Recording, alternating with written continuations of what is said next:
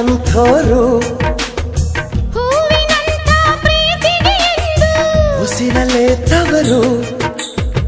ಉಸಿರು ಹಾಡೋ ಮಾತುಗಳೆಲ್ಲ ಯಾರು ಬಲ್ಲೋರು